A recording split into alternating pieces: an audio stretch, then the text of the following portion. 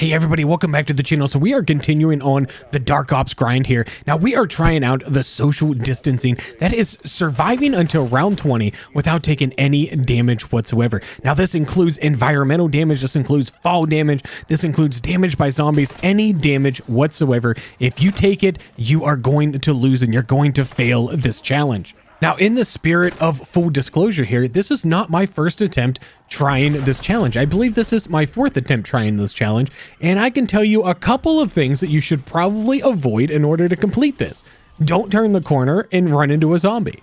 Don't let a spider jump up and bite your throat while you're reading chat. And do not let a mega abomination beam you through the walls and the ceiling of the gas station. That will also cause you to fail this challenge. Now with that out of the way, let me go ahead and share the build with you that we're using for the ASG shotgun. I am using the fire rounds for this one, so if you want to go ahead, try out my exact same loadout using my exact same tactics here that I used to complete this, go right ahead. It really isn't as difficult as it sounds if you kind of follow and do the strategies here that I'm showing you in this video. Okay, so I showed you the build. I'm going to go ahead and segue to our paid sponsor. Messy Modding is a safe and legitimate gaming service company that supplies services to not just Call of Duty, but for over a dozen other games. If you're looking for help with the Dark Matter or Nebula grind, bot lobbies, and more, go to check out Messy Modding using the link in the description down below and let them do all of the hard work for you. Use my code COOL to save 5%. Back to the video. Okay, now I am using gobble gums for this run. I am by far not above using gobble gums. Gobble gums are absolutely amazing, and I think that you should use them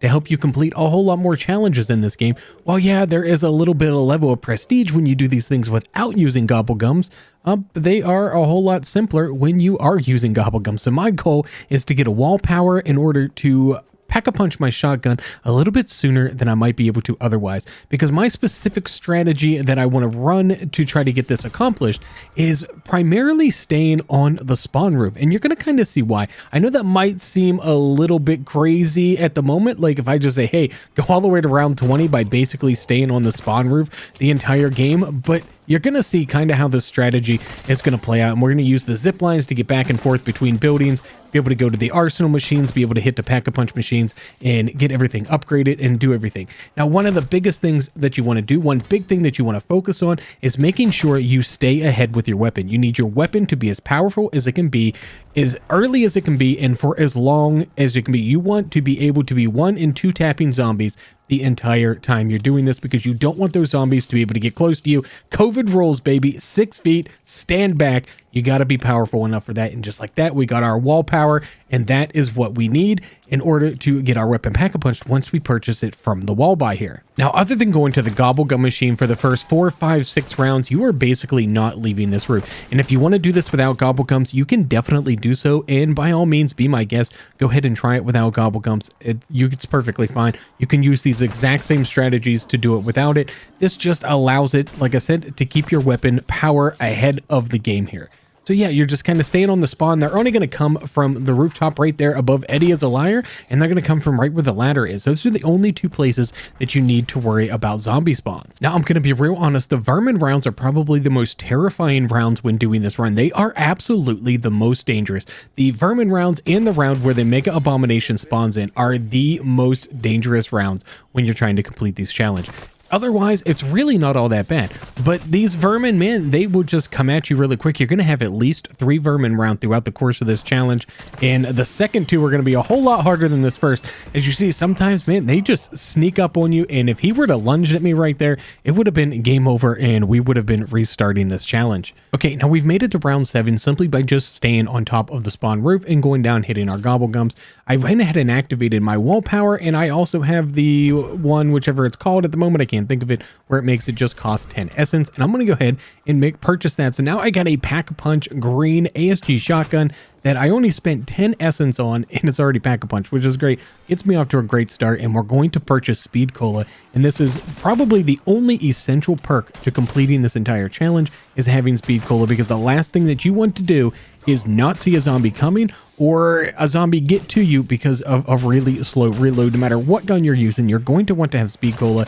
Juggernaut is irrelevant, and Quick Revive is irrelevant. Maybe some stamina, but you're really not going to be moving around a whole lot, so stamina up itself isn't even all that important. Maybe some PhD to protect you against a car that might blow up from a mangler or something like that. If you are running around the map and not doing the exact same strategies that I am, then maybe you would want to have PhD. But otherwise, Speed Cola is pretty much the only perk that is absolutely essential to getting this complete. Now, the reason we are out on this part of the map and venturing out this way is because we need to go ahead and open this door. That way we can activate this zip line from the bank up here toward the Pack-a-Punch up here by the church in the cemetery. And this is also going to allow us, once we get to the bank roof here, to go ahead and open up the zip line that's going to take us from the spawn over to the bank. Now, these two zip lines are absolutely essential in order to complete this without taking any damage whatsoever from the zombies.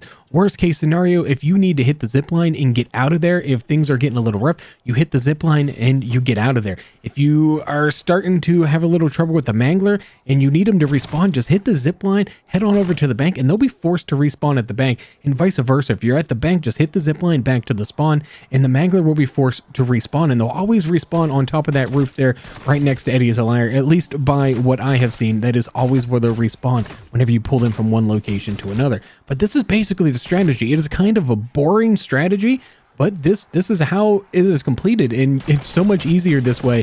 Just kind of hide up in the corner here. Now, the biggest thing you got to be careful, because this got me one other time as well, is you'll get the vermin that will spawn out of the zombies when you kill them.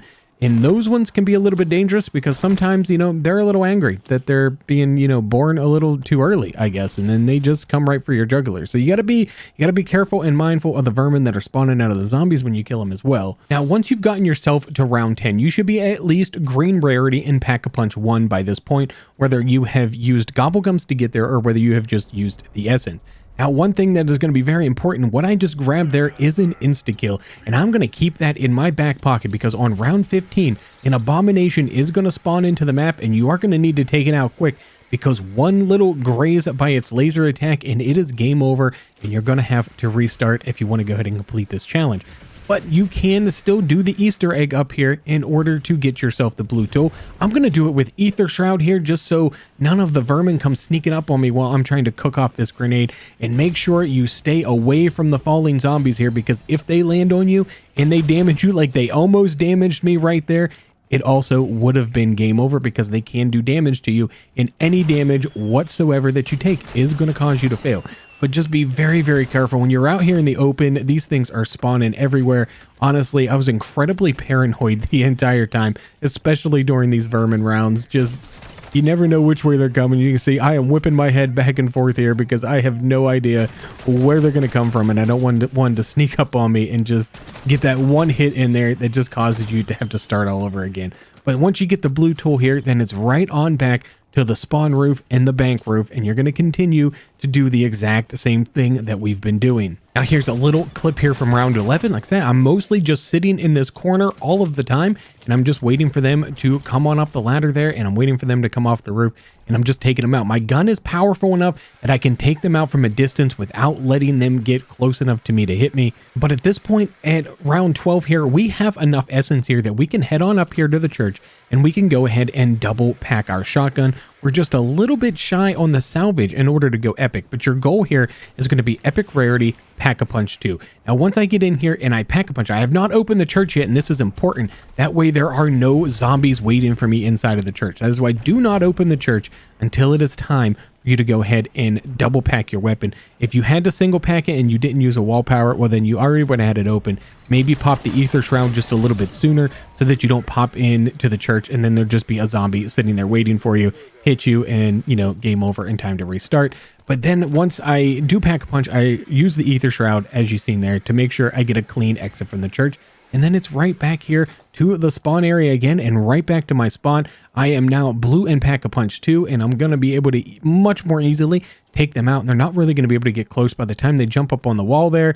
You know, I pretty much have them dead at that point. They're dead to rights. And then once we hit the 2500 salvage, we'll go ahead and make ourselves epic rarity. And then there we go. We'll go ahead and we'll upgrade to epic. And then at this point, once we hit 500 salvage from there, we will go ahead and put an ammo mod on our weapon as well, because that's going to help us. Now, I would recommend either Shadow Rift or dead wire. I chose dead wire in this particular run, and I have the lightning attack to where, you know, every once in a while it shoots that bolt of lightning down and just clears out an entire giant circle of zombies, which is a great one to have. But also Shadow Rift is very good as well. Napalm Burst, of course, will help you with Manglers and Abominations, but honestly, you don't really need it. Your weapon should be more than powerful enough to be taking out the Manglers in 2 to 3 shots. And I'm going to show you here on round 15 in just a minute exactly how we're going to deal with the Abomination. Now, like me on round 15, you might end up with a Vermin round. Again, just sit on the roof. Watch the 2 places there. Your gun is more than strong enough for you to basically one-shot these things from this entire distance here, and it's just one shot. As soon as you see them,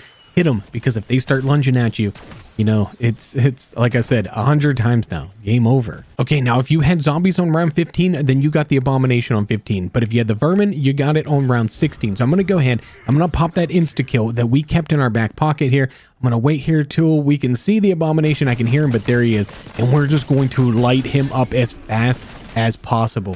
If you can keep an insta-kill Gobblegum in your back pocket, that will be the easiest step. And once that Abomination is dead, it is absolute clear sailing from there. You just simply keep doing exactly what I'm doing here and basically sit in this corner and just kill every zombie that's popping up on this roof. If you need ammunition, you're going to take the zip line over to the bank, hit the ammo cache that is right there next to the zip line, and come right on back to where you're at. Do not jump down off of this roof. It gets a little bit dicey down there, and plus you might accidentally miss and take a little bit of fall damage, which is going to end your run as well. Now, this video was recorded live on stream, and if you're interested in following me over on Twitch, there is a link down in the description down below. It's ColeWhipX over there.